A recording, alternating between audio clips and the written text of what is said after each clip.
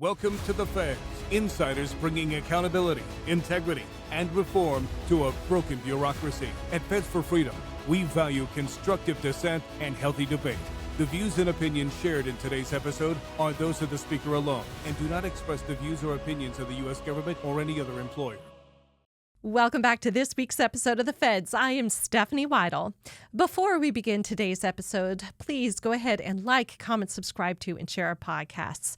Go ahead and visit our website where you can learn more about our mission and partner with us as we protect Americans from government overreach and as we hold the government accountable. You can find us at fedsforfreedom.org. Today, my podcast guest is Katharine Gorka. Katie is a national security expert with a career focused on counterterrorism and civil society development. Katie co-founded the Institute for Transitional Democracy and International Security in Hungary and later led the Threat Knowledge Group in the United States, training FBI and U.S. Special Forces. During the first Trump administration, she served as a senior policy advisor at the Department of Homeland Security focused on terrorism prevention. She has authored and co-authored 2 books, Fighting the Ideological War and Next Gen Marxism. She currently directs the Fulner Institute Center for Civil Society and the American Dialogue and is the chair of the Fairfax County, Virginia GOP. Welcome, Katie. Thank you so much for being with me today. I know, super fun to be here.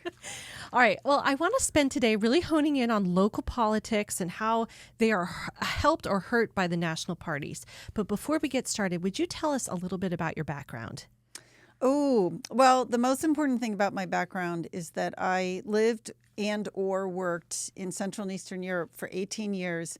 That's really important to point that out because when I started going over there right after the Berlin Wall fell, I was not a conservative.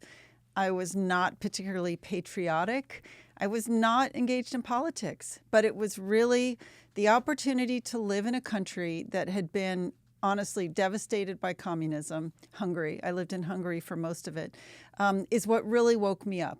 It's what started me on the path to becoming a conservative, to becoming a lifelong fighter for our great country, and to understanding how important freedom is and how precious freedom is and how fragile freedom is. So that's the most important thing. I did spend most of my career working on national security. I served in the first Trump administration in the Department of Homeland Security. But I realized somewhere during that first Trump administration, where I had always been focused on our enemies abroad, I started to realize a lot of our enemies are right here at home. A lot of who is trying to destroy this country is here. And so I kind of shifted my energy. I ended up going over to the Heritage Foundation, worked with a big coalition of organizations to push back on the lies in the 1619 Project. And because that was right when COVID was happening, it also gave me the opportunity to work with a lot of the parent groups that were just getting started. And then eventually I even said to that, my colleague there, Mike Gonzalez, and we got a book contract. So we wrote a book, which has actually just come out in paperback. It's been out for a year and a half, but it's now out in paperback called Next Gen Marxism, what it is and how to combat it. But I realized, so I left Heritage in, I think, the summer of 2022 for 2 reasons. One was to write the book. Mike and I had the contract, and I couldn't have a job and write the book at the same time. That was too difficult. But I also realized we are not going to fix the problems that we have from Washington. We have to fix them in our local communities.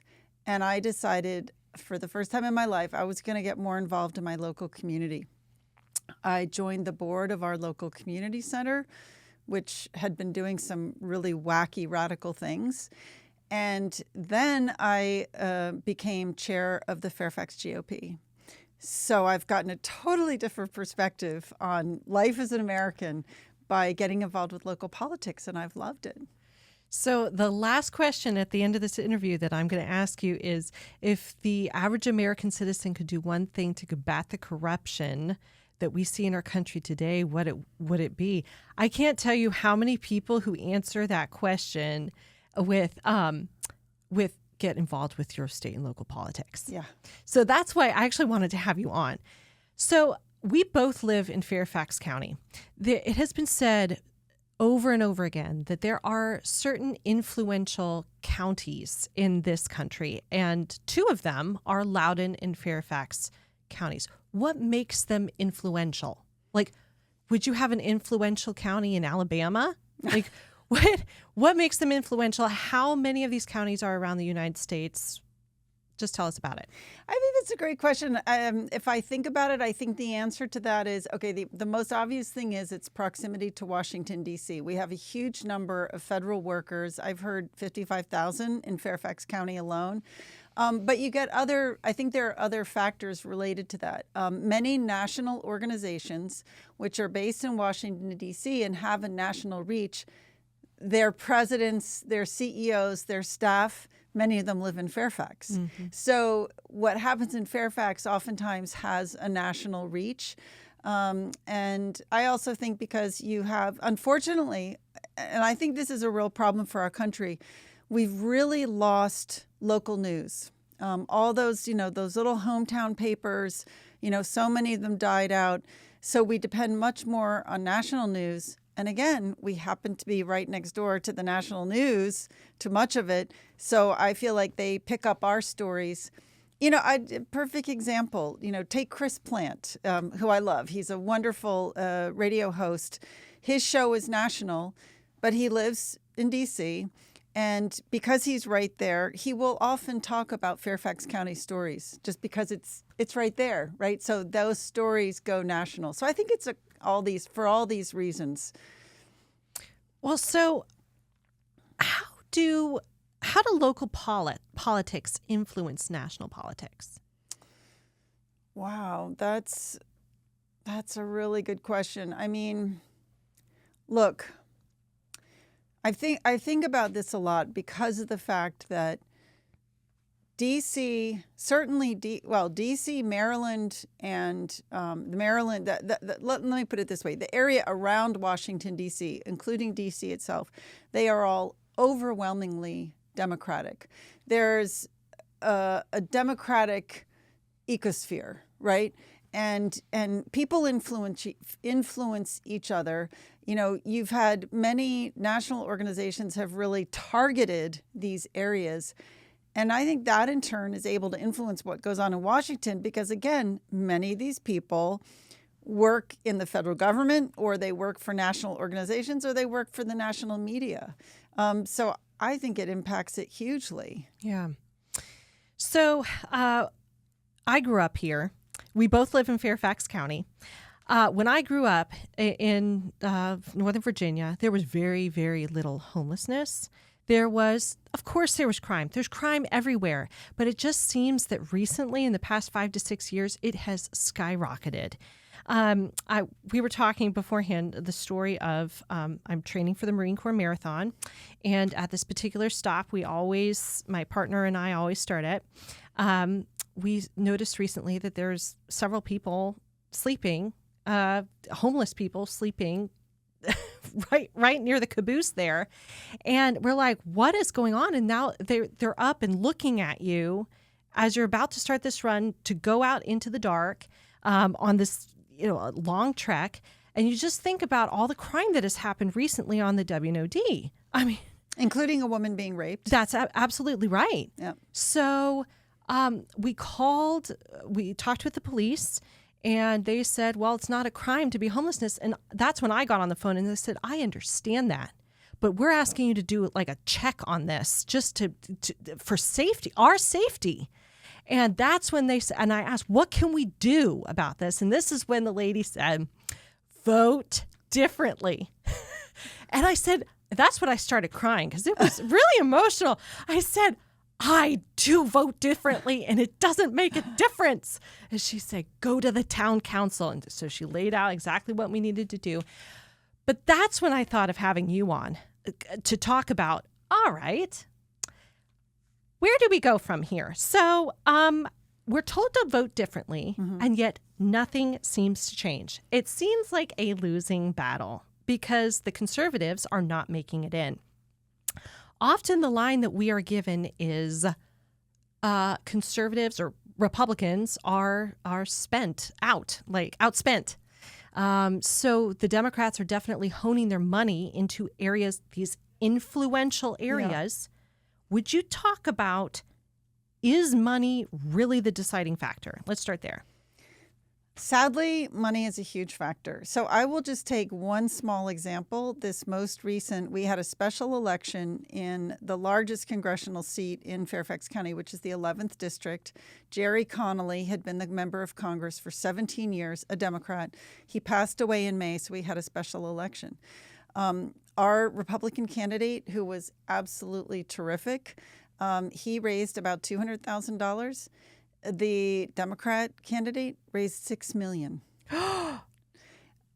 Take another example. You have the governor's race right now in Virginia. Abigail Spanberger has raised, my numbers are a little bit out of date on this one, but when I last saw, she had raised about $22 million.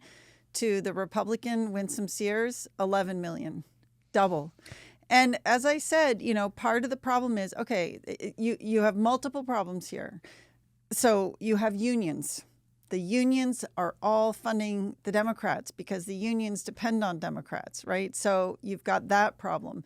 You've got a lot of radical progressive groups trying to gain inroads, further inroads, trying to consolidate their power. And as you have pointed out, for them, they have targeted Virginia. They know that Virginia is a key state for them. And it's on their websites. When they talk about the states that they're targeting, they name Virginia. But there is another problem as well. And I think this is one that we're starting to look at more and more. When you get a political party deeply entrenched without balance, I think you get into a problem of corruption and sort of this self-funding cycle. So the really sad news is we are now at the point in Fairfax County, out of 57 elected positions, 56 are held by Democrats. Yes, we have only one seat that's held by a Republican, and that's Pat Harity, who is the supervisor for the Springfield district on the Fairfax County Board of Elections. And so what happens is you can get into this cycle where Democrats who are in control are able to make contracts or give grants or whatever, financial largesse in ways that brings back in votes. The other problem is, what Democrats have consistently done is changed voting laws to favor them. So, this is something we've really struggled with in Virginia. Back under the COVID age, when the Democrats had a trifecta in Richmond, they implemented a number of laws regarding elections that just really allowed for a lot of corruption. Can you name one or two? Sure. It's easy. So, for one thing, the fact that we have 45 days of early voting still for every election, that's one. And part of the reason that's important is because not only is it expensive, but requires huge manpower, but the law is that you cannot clean the voter rolls within 90 days of an election. So if you have 185 days worth of early voting going on, because like this year alone, we will have had 4 different elections in Fairfax County because we had a primary, the general, a special, and another special. All 4 of those elections have 45 days of early voting. While that's going on, the voter rolls cannot be cleaned up. Another really good example of the corruption is, and I think what's bad for our elections, no excuse absentee voting. So it used to be to get an absentee vote in Virginia, you had to check, one of, I think it was 13 possible reasons, and it went away. Anybody can get an absentee vote. We all know that leaves room for a lot of corruption. One more that I'll just mention, and I think this is really problematic, and this is something that got a lot of attention, is the fact that the DMV, Department of Motor Vehicles, gives what's called a driver privilege card to illegal aliens. So you can be an illegal alien and get a driver privilege card. This year, the Virginia House of Delegates, it was this year or last year, removed the distinguishing marks that make it, you can't tell the difference anymore between a driver privilege card and a driver's license. Not only that, but for the purpose of election officers, it used to be that there were very clear instructions under their list of how do you know if an ID is acceptable, right? What are the acceptable IDs for voting, and how do you distinguish it? They removed the driver privilege card so that you don't even know how to distinguish it from a driver's license. What is being done on the Republican side to combat this? I'm sorry to say not enough. On the one hand, I am grateful to Governor Youngkin and our Attorney General Jason Myers. They really went to bat. It was last year before the general election to get something like 6,000 illegal aliens removed from the voter rolls. But those were only the illegal aliens who had self-declared ineligible to vote. We think that there are tens of thousands of more who are on there and have not been cleaned off. And we don't understand why. And I think that's a problem. Yes. So on the national scale, like looking at the GOP or the DNC, how do those entities play into local politics, like in Fairfax or Loudoun County? How can they help or hurt? Honestly, they can't do a lot. And this is, I think, one of the misunderstandings about both the national level, like the RNC, the Republican National Committee, and even at the state level, the Republican Party of Virginia. You know, sometimes people think, I'm going to give my money to the RNC and that it'll trickle down and some will go to Virginia and some will go to my locality. No, none of it trickles down. I mean, if anything, those organizations come into our localities, especially Fairfax, because we're a wealthy county. They will raise money and they will take it away to do their thing. So that's why the local Republican committees are where all the work goes on. And we are totally on our own. So, you know, I told you I'm the chair of the Fairfax GOP. We have to raise all of our own money. And the national and the state level organizations, I mean, the state level organization provides data, access to data, which is not nothing. But otherwise, it's really on us. And I think for people who care about what's happening in this country, they have to understand the importance of the local party organization, because we're like the army on the ground, right? I mean, here's what's so important in local politics is it's honestly, I know this will be a surprise because our lives center on politics, but for most Americans, they don't pay attention to politics. They really don't. And so the big job every election is to get the word out, get people mobilized, and get them to vote, especially in non-presidential elections when the participation rate just starts to drop way, way down. And to do that, you need an army of volunteers. It takes lots of volunteers. And that army of volunteers, we are building it year round. That's like what we do. That's what the local party committees do. We build that army of volunteers. And I think that's really the most important way to win elections. Yes, money helps, but you've got to have that local structure. Have you compared the Republican to the Democrat volunteer roles? Oh, that's a good question. I have not. I'll tell you what I have compared. The Fairfax County Democrat Committee, the last I looked, they'll raise about $700,000 a year to where we'll raise maybe $250,000 to $300,000. And they are able to pay to have 7 full-time employees. We are 100% volunteer. So why is that? Well, I mean, why the discrepancy? Well, again, because union money, big factor. It also helps the Democrats a lot that they have all the power in Virginia, in Fairfax. So that means a lot of money goes to them automatically. People, a lot of politics is transactional. People will give money, businesses, for example. I was just talking to some business organizations where the individuals involved might be themselves conservative or Republican, but they have to do business here, and they know that, so they will give to both sides. Or they'll only give to the Democrats because they know the Democrats are the ones that are going to be in power. Very so interesting. It makes it difficult, yeah. Has there been talk within the Republican Party about maybe the message is what the problem is? I mean, that's a complicated question. I mean, yes, a lot of times people do like to talk about, it's because we're too strong on abortion, or we're too weak on abortion, or this is a difficult time because Trump is firing federal workers. I personally don't think that's it. And I'll tell you why.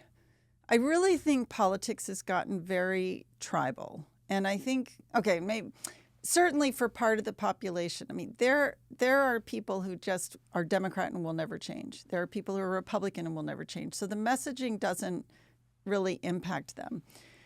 I think where messaging is important is, I've heard one person say, happy people don't vote, angry people vote.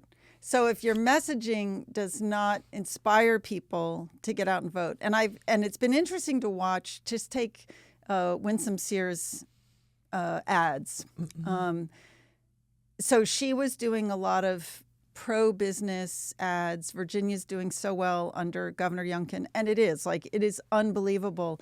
I just heard somebody explain that Governor Youngkin has brought more investment into Virginia business investment than the last 6 governors combined. Like, Governor Youngkin has been incredible for Virginia. But honestly, that message is not going to inspire most people to get out and vote.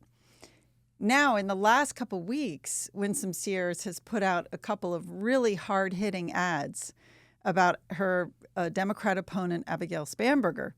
So in one of them, she shows Spanberger giving a talk, and she says, "Feel the rage. Feel the rage." And then it's interspersed with these sound bites and news clips of all the violent things that have happened. Charlie Kirk getting killed, the Catholic school getting shot up, all these things happening. And Winsome Sears making the point, that is not a responsible way to communicate, right? So the feedback I'm getting is very positive. People are like, wow, these ads are so good. These ads are much better. So I think in that sense, messaging is important, yes. Mm-hmm. Has there been an effort? Because sometimes what we've been seeing, there's establishment Republican, and then we've seen like this growing like freedom Republicans, like conservatives that don't even know where they fit in anymore because they're tired of the establishment. Because we saw during COVID, whether you were a Democrat or not, you were saying the exact same thing. And then all of us were kind of left out. We're like, we're looking for a champion to actually be pro-Constitution, and that's not what we're seeing. And so I'm wondering if there is an effort within the Republican committee, within the party, to actually raise up these conservatives that have an intense spine, and to give them help and money and anything they got to raise those people up, because they've got the knowledge. They've got the spines. They don't necessarily have the team around them like establishment people do. But has there been talk about raising those up? I would say, I think that's happening in a big way, but I would say I don't see that as the job of the Republican committees. I see that as the job of great organizations like ISI or Young Americans for Freedom, YAF, Turning Point.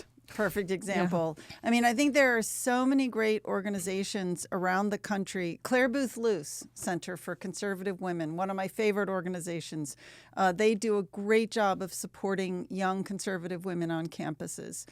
So I think there are a lot of organizations that are doing great work to support young conservatives and support conservatism in young people.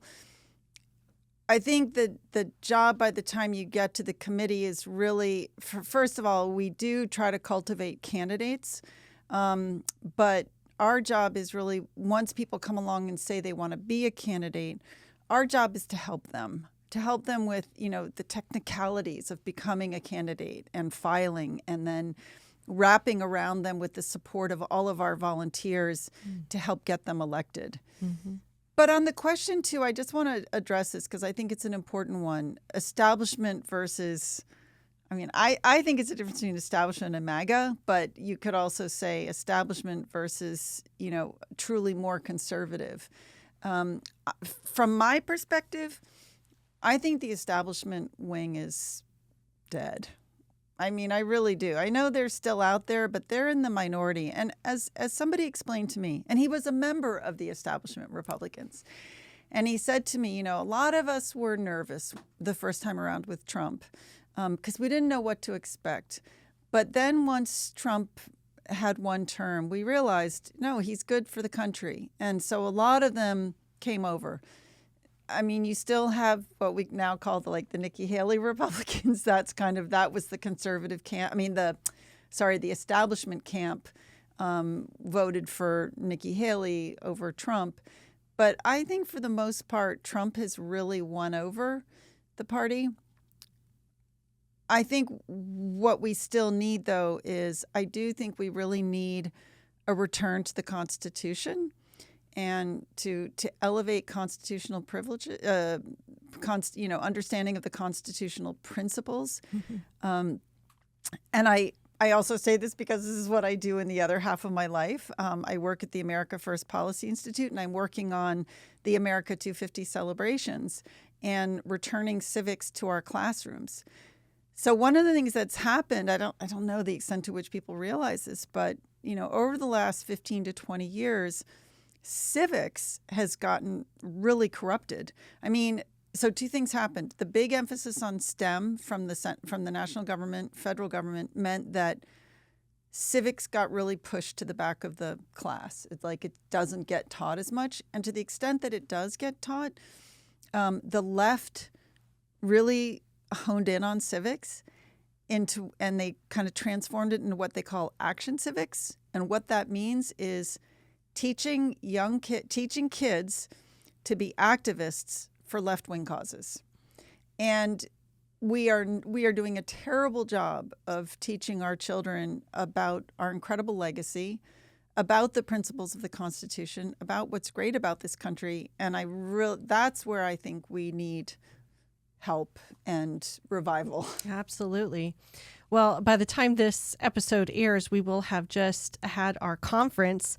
We're having it at Patrick Henry College. Oh. And it's called Medical Freedom in the Constitution, Protecting Yourself from Government Overreach. And we have Garrett Boyle, FBI whistleblower there, Alex Newman there, Ivan Raiklin there, talking about the deep state, all of this.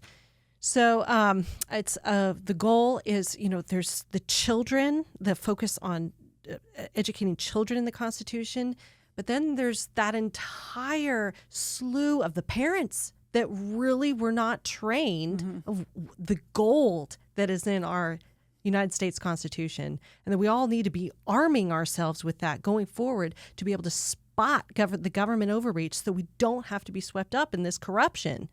We can actually say something and have rights. It's an amazing thing.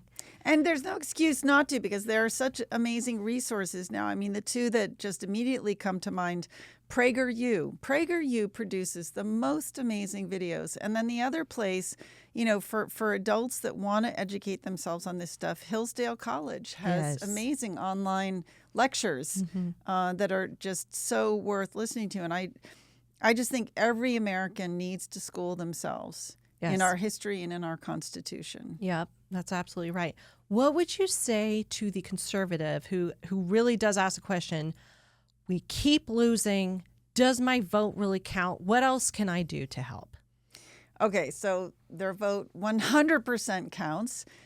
Even in places like Fairfax County, where it feels like we keep losing, the fact that we run candidates means the Democrats have to spend money. They have to spend money here to run against our candidates, which means they have less money in other places. It helps Republicans win in other places.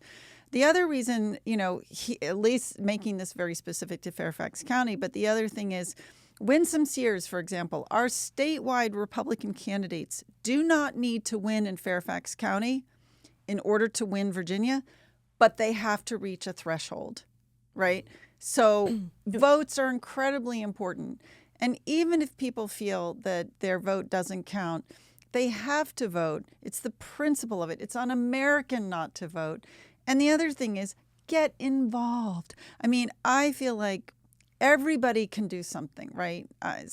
Not everybody wants to door knock. Not everybody even wants to make phone calls. You can write postcards. I've got a stack of 100 postcards at home that I'm writing out to people. But donating money. If you don't have time to volunteer, donate money.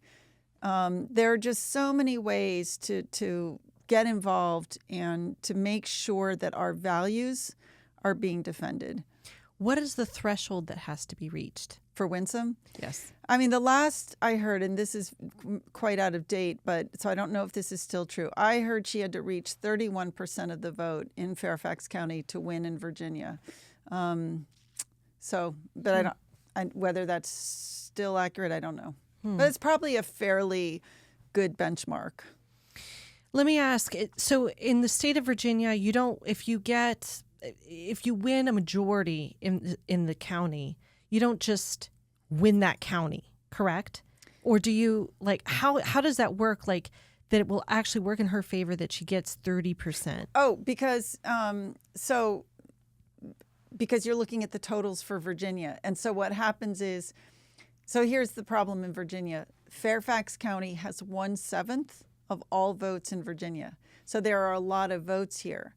So you need that 31% because there are other counties that are red, but they don't have enough population.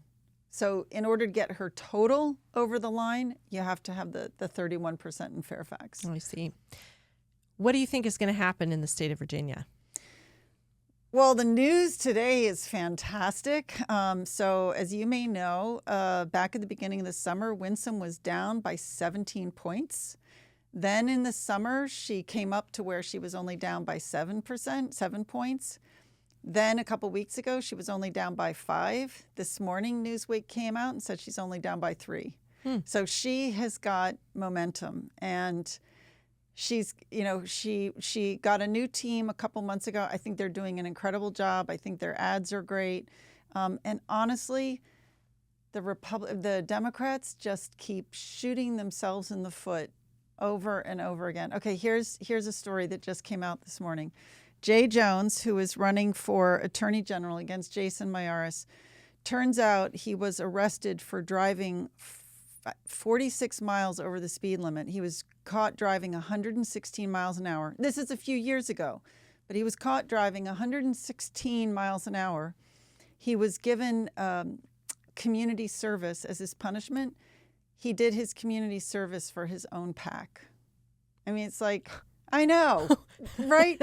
And I will just say one other thing that's been really impactful the last couple of days. Obviously, the stuff going on in the schools is having a big, big impact on this vote. But just last week, Jason Miyares came out with an absolutely stunning report on Steve Descano, the Commonwealth's attorney in Fairfax County. And I have read the report, and it will break your heart to see the way so many people did not have justice served because of Steve Descano. Yes. So, I mean, he is the guy that is pointed to looking at the illegal immigration population, all of the criminals that they're taken to jail, they're immediately released.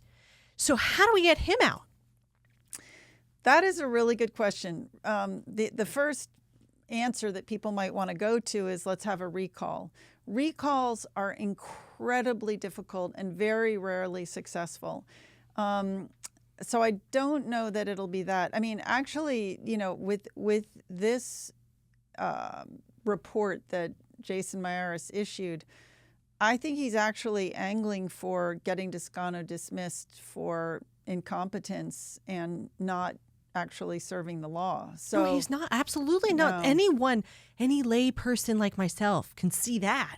Yeah. And what I find so ironic about Steve Descano is, on the one hand, he's letting like many illegals out of prison for multiple times. But when you read the report of all these cases where people have been poorly served, a lot of the people who've been robbed of justice are themselves immigrants.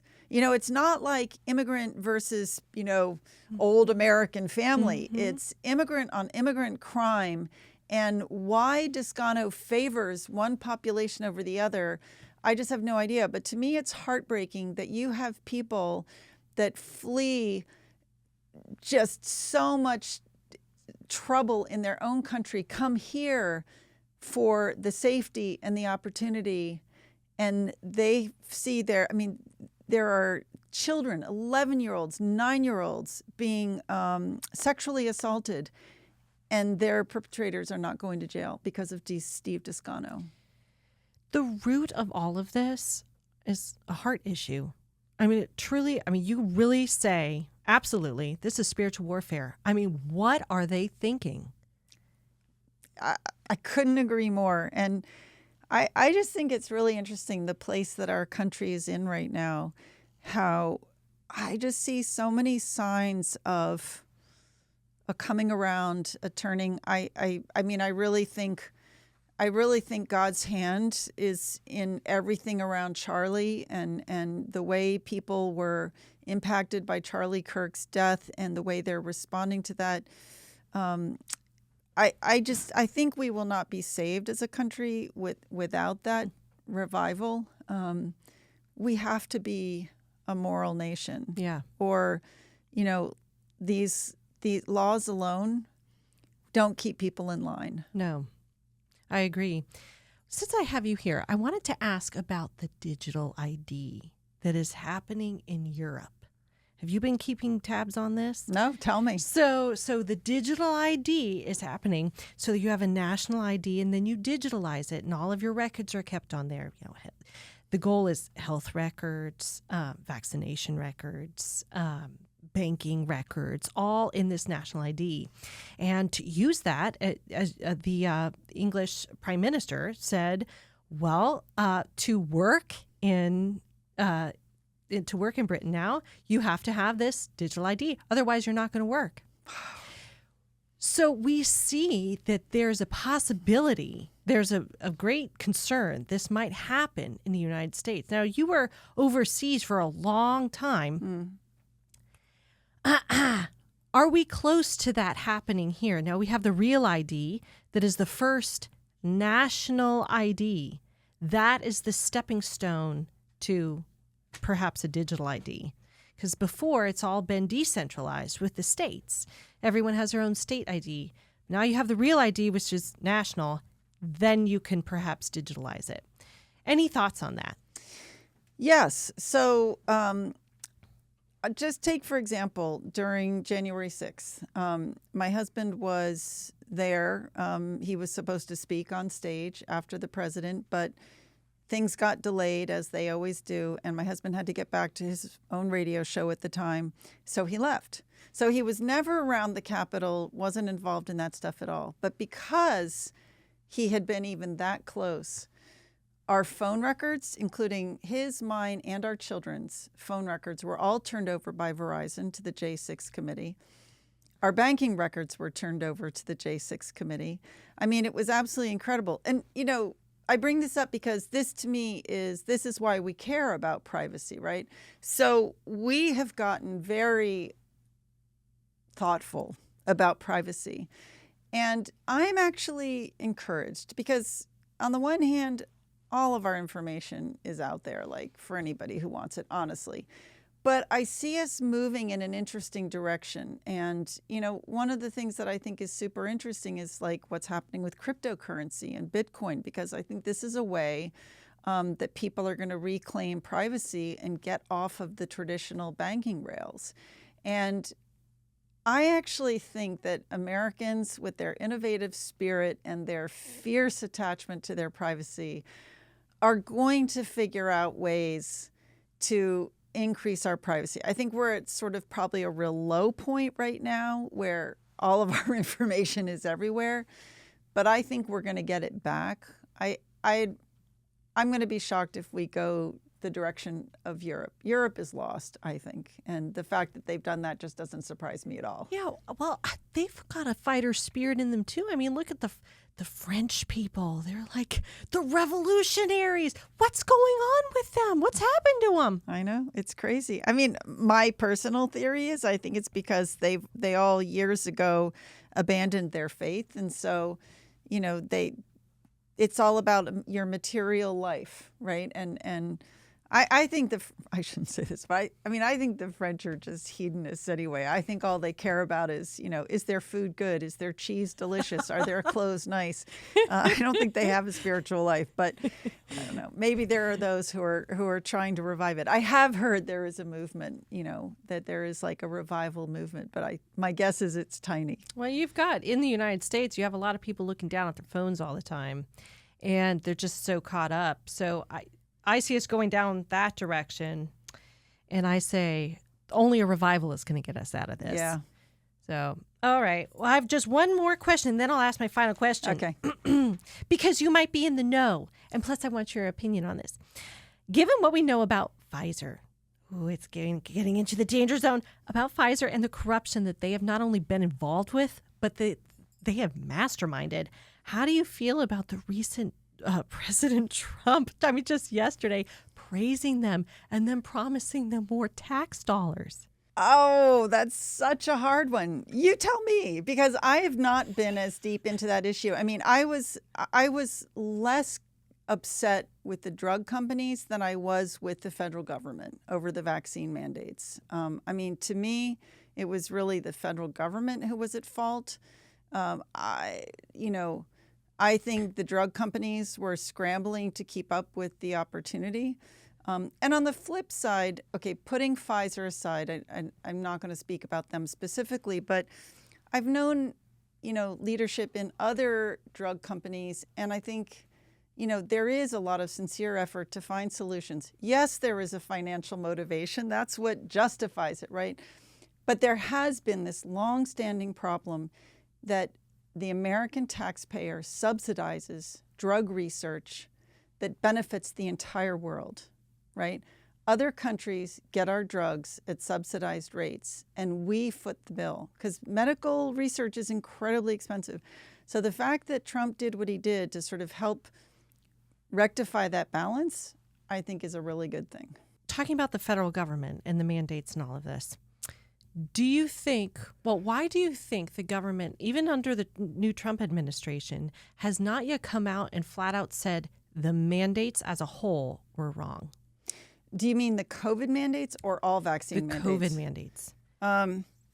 Interesting. They haven't? Nope. The Hegseth has, but for the military. And then he kind of walked back a little bit after he had a video about it.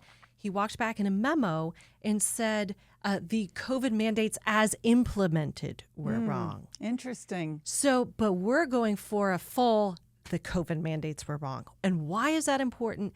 Because of the accountability piece that can trickle down from that. People need to know within the federal government that they need to be on the watch for when they are given an order, really be looking at, is this order legal? I wonder if, so if you think back to the spring of 2020, President Trump did at the time, people really did not understand COVID. I will say, I remember it vividly. It was terrifying. Oh, yeah. I mean, I just remember the stories of like people dropping dead in Italy, right? You remember that? And, I think Trump was trying very hard to figure out what's the right thing to do. He did a very good job of mobilizing the private sector to get like the protective, materials out there, and to try to get people mobilized on the vaccine. So I'm guessing he still, he had a hand in it. You know. What we're working towards is trying to point out that it was Biden that mandated it. It wasn't Trump at all. And Trump has always said, I would never, these shouldn't be mandated. Well, and to be fair, Trump trusted the people who were That's supposed to be absolutely right. serving him. That's right. Fauci and what was the woman's name with the scarves? Deborah Birx. Yeah. Yeah, her. So, they were supposed to be serving him, and That's right. they were not. Yeah, he was surrounded by people who were lying to him the whole entire time. Totally. Absolutely. And so the goal is the mission is to make sure this never happens again, because it absolutely has destroyed thousands, millions of people's lives. I know. And so to stop it where it is, make sure it never happens again. But it starts with an acknowledgement these were wrong. And so I'm wondering, what is the hang up from the new Trump administration saying these mandates that Biden put into place were illegal? And Interesting. Here's why. Yeah, and I don't know the answer to that. It'll be interesting to see what happens. I mean, I would think in that effort, Bobby Kennedy is an ally. But we'll just have to, and also to be fair, they are trying to get so much accomplished in such a short time. Yeah. And it may just be that that's not seen as a priority. Maybe that's justice for something in the past, but it's, they are so focused on so many other things that they're trying to get done. I hope it gets done. I agree with you. I mean, the other thing that's going to be very interesting is to what extent this opens up the drug companies to liability. Isn't that going to be delicious once that happens? Yeah. There are a couple bills, and Representative Gosar has a bill out that Feds for Freedom has publicly supported that will end those protections. Wow. We'll see if it's passed. We hope. Well, Katie, this has been fascinating. I've loved it. Thank you so much. I have one last question for you. Yeah. If the average American citizen could do one thing to combat the corruption that we see in our country, what would it be? So I don't think there's a blanket answer because, as I said, we are all unique and we all have our own gifts. But I would just say for each person to do the one thing more, whatever it is. If it's that you can write a check, if it's that you can go volunteer to be a greeter at the election office. Some people they're meant to run for office. But I think for anybody to think that somebody else is going to come along and fix this, that's the problem. We are living in a self-governing republic. It's on us. If we don't fix this, it's not going to get fixed. That's an awesome answer. That means get going. Absolutely, it means get going. And if you're already doing 10 things, do 11.